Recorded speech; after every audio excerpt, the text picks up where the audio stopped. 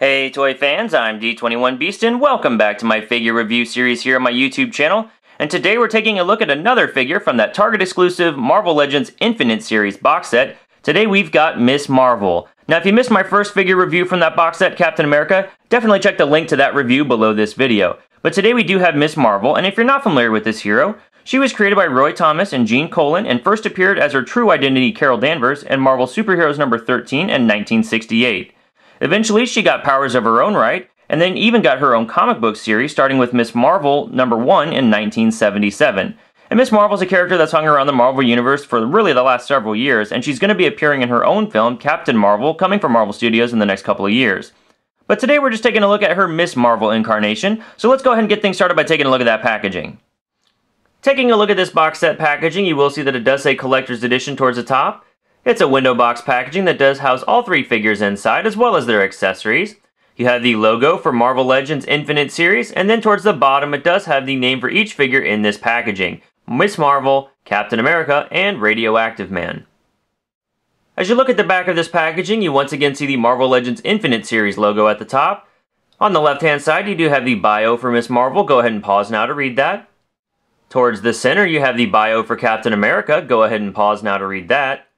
And to the right, you have the bio for Radioactive Man, and pause now to read that. Alright guys, that's the packaging. What say we get back to the figure that we're reviewing today?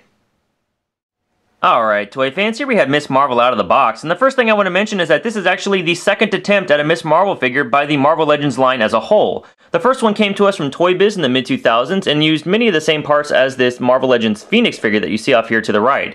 Very sort of ball-shaped shoulder joints, ball-jointed hips, and the arms and legs are just really thin.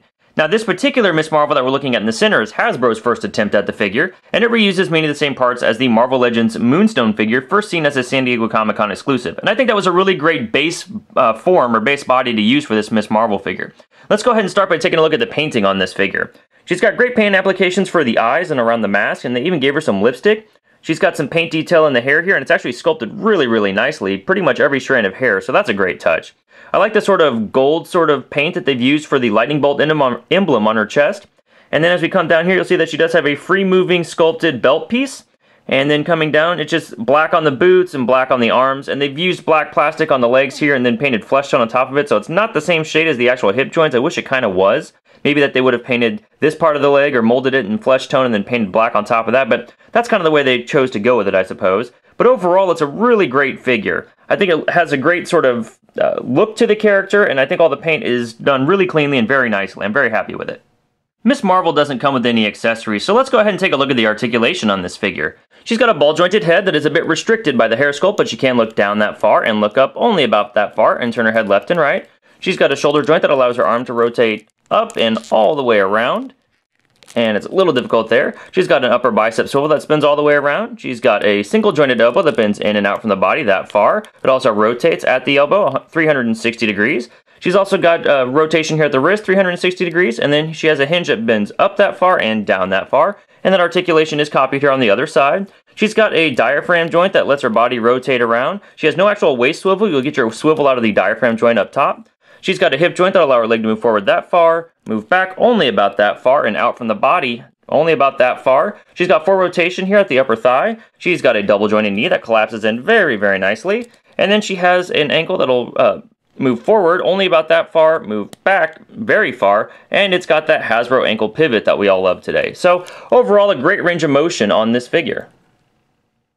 Height-wise, we can see that Miss Marvel comes in at just over 6 inches tall. For some size comparison, here we once again have Miss Marvel compared to the Marvel Legends Phoenix figure, and compared to Captain America from this same Target exclusive box set. And finally, here she is compared to the Marvel Legends Infinite Series Wolverine. Hey bub, Rogue says you won't return her calls. Is that what she said? Awkward. Alright toy fans, well that's my review of the Miss Marvel figure from the Target exclusive Marvel Legends Infinite Series box set released by Hasbro in 2014. Overall, this is a really great figure, and definitely one that should not be missed. I love that I've got this figure at the same time I get that great Captain America I've already reviewed. This Miss Marvel figure is actually better than the offering we got from Toy Biz back in the day, so if you have that figure, you might want to consider an upgrade. But the paintwork's really clean, the posability's really great, and of course she looks great with the rest of your figures. Well, that's my review, guys. Thank you so much for watching. If you like what you saw here, please feel free to rate, share, subscribe, and we'll catch you next time.